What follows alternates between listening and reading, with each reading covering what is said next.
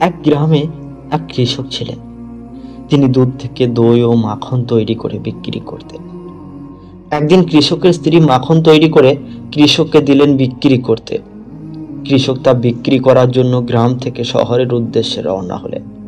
মাখনগুলো গোল গোল role আকৃতিতে রাখা ছিল, যার প্রত্যেকটির ওজন ছিল 1 কেজি করে।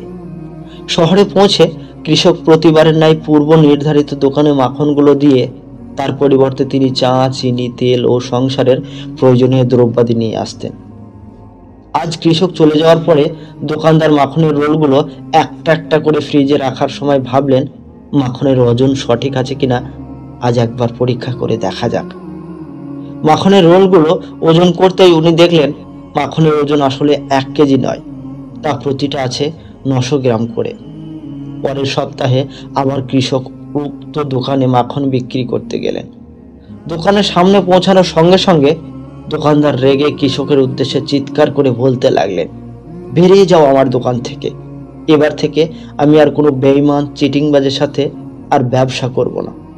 তুমি আমার দোকানে আর কোনোদিনও পা রাখবে না। 900 গ্রাম মাখন 1 কেজি বলে বিক্রি করা লোকটার মুখ আমি আর দেখতে চাই না। কৃষক বিনম্রভাবে কম্পিত স্বরে দোকানদারকে বললেন, দাদা, দয়া করে রাগ করবেন না। আসলে আমি খুবই গরিব মানুষ। দাঁড়িপাল্লার বাটখারা কেনার মতো পয়সা আমার নেই। তাই আপনার থেকে প্রতিবারই যে 1 কেজি করে চিনি নিয়ে যেতাম, সেটাই দাঁড়িপাল্লার এক পাশে রেখে অন্য পাশে মাখনের রোল মেপে নিয়ে আসতাম। শিক্ষণীয় বিষয় হলো এটাই, আপনি অপরকে যেটাই দেবেন সেটাই ঘুরে ফিরে আবার আপনার কাছেই ফেরত আসবে, হোক সেটা সম্মান, ভালোবাসা কিংবা ঘৃণা।